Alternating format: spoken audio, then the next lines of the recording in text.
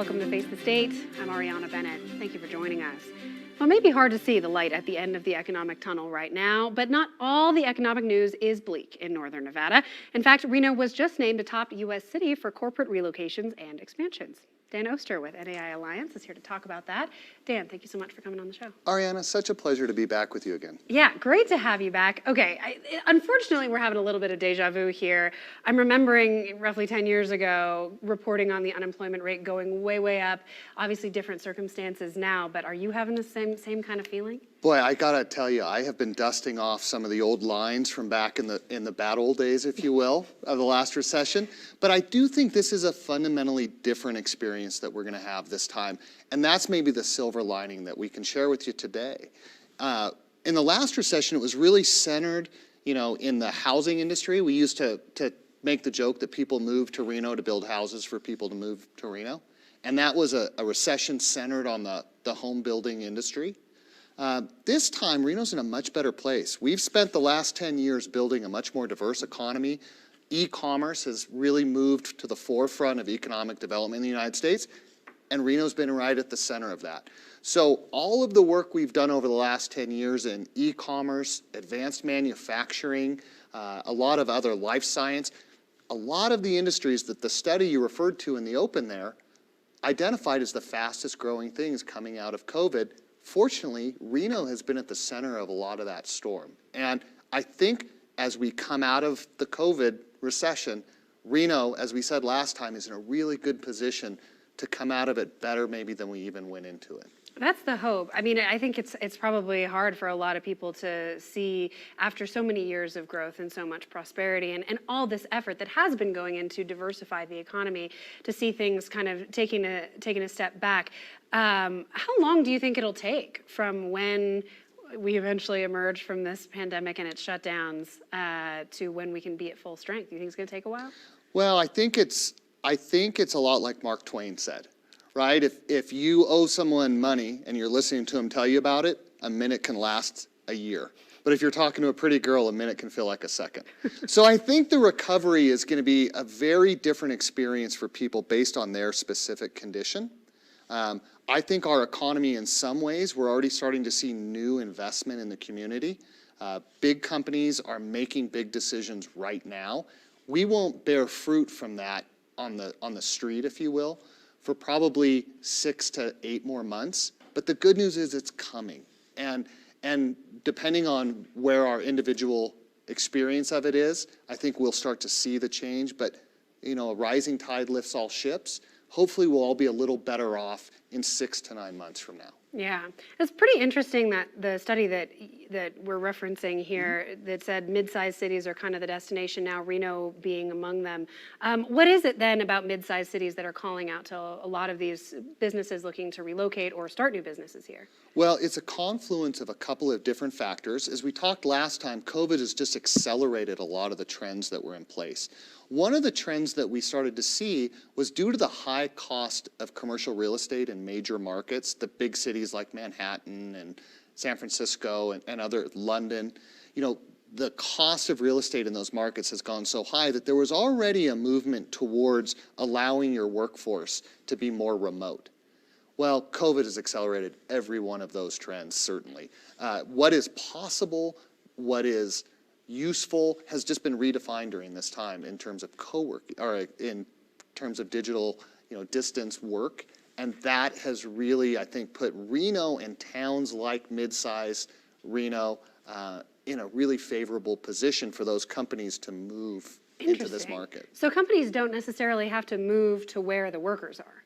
Right. Huh. Well, every company is fighting a war to get the best talent they can. And to attract the best talents, you have to offer a basket of great things to them. One of them is the lifestyle of the place you're going to live.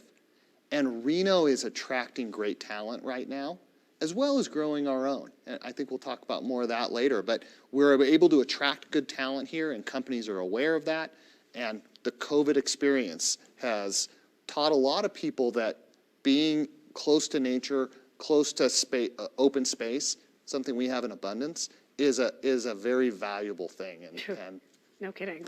I know. It's I've wonderful. never valued nature more. Isn't that the truth? Yeah, Isn't that the truth? absolutely. I mean, it's fascinating though, because this conversation is definitely markedly different from one that we would have had 8, 9 years ago, when there was a definite shortage in talent in Northern Nevada, and it was maybe our biggest problem when it came to attracting new companies here, that we didn't have the workforce to offer them. Do you think that's a different situation now? Well, I would love to say we've solved that problem, but we haven't. And as a community, we're going to attract great talent, but I think this is a unique opportunity for people who are maybe listening and saying, yeah, I hear all this great news from other places, but I'm not happy with where I'm at, or I'm worried about my position, or maybe they've lost a job, because certainly a lot of people during the COVID time here have lost positions. And I think one of the bright spots of this could be, hey, we're hunkered down. It's never been easier to learn a new skill. It's never been easier to go on and get an online education in some area that may appeal to you. And if I could leave one message with the viewers tonight, Ariana, it would be that. If you've always wanted to learn something, if you've always wanted to try a new skill, maybe sign up for that class. The universities have never been more accommodating to online learning, and I don't think that's going to change going forward. But maybe you're not ready for that big of an investment. Well, there's great alternatives at every level of your educational ability. And believe me, I'm an older learner myself, and sometimes the thought of going back to school is intimidating. The good news is you can take it in tiny little bites. You can get on YouTube, learn something for free. And it's kind of like using a muscle. If you start working out after you haven't in a long time, start with just walking, right? And build up the endurance a little bit. I think the same holds true for learning. If you learn a little bit now, you might start yourself on a path where you can take your first class, or you can tackle a degree. And if you hear about all these great companies coming in and you want to have a part of that, the best thing you can do today is start preparing yourself with the kind of skills these companies are going to need. It's computer skills, it's across the board. Any kind of advanced manufacturing company, life science company, tech company, they all have very specific skills they're looking for, and those skills are something you can learn online. That's the message I would give folks, is tackle that thing. Believe in yourself a little bit. And I'll tell you what, when I'm learning and I'm learning new things, I put the anxiety of COVID aside, and I feel a lot better. So the worst thing you're going to do is make yourself feel better. Fair point.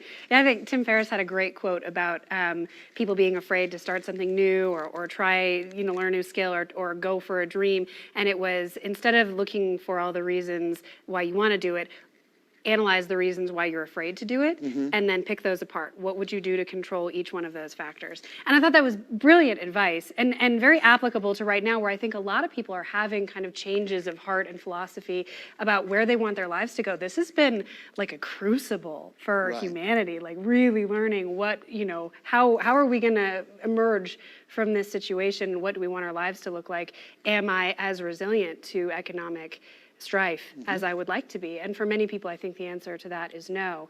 But good news, at least, that in Northern Nevada, we do have some more opportunities. And you work in commercial real estate also. Are you seeing a lot of people looking for the commercial property right now here?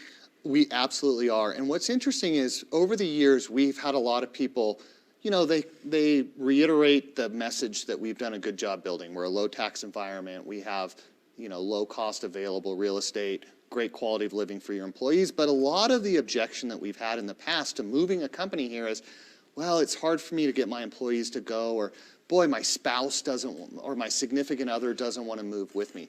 What's interesting about this experience right now that we're having collectively as a society is that it's affecting people both professionally and personally. So it's not often that we have both of those factors kind of aligning for someone to say it's time to make a change. So the people I'm touring through buildings, the people that are helping look to fill space and move companies, they're saying, hey, I'm getting a lot of my employees who are saying, let's look at Reno. I maybe wouldn't have thought of Reno 5 years ago. Now I'm interested in coming out. So those two factors together are absolutely, I'm hearing them daily. Yeah. Now, the eviction moratorium was lifted for commercial properties first.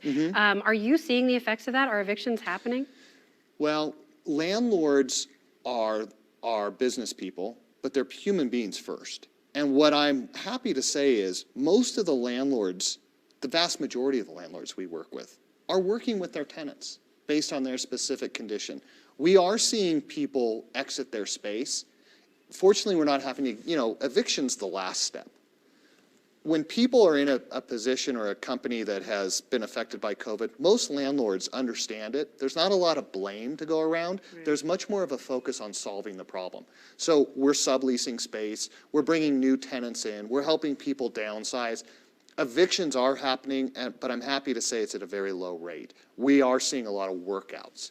And so if you find yourself in that kind of position, the advice we always give tenants is talk to your landlord. Right. They're people first. And they typically find a way to help you. And ultimately, it's to the benefit of everybody, right? It really is. I mean, because does it end up costing a landlord more to have that attrition problem, like a business, Well, like potentially being vacant while they wait for a new tenant to come in? Yeah, vacancy is a bad deal, but worse is a vacancy on top of a legal battle.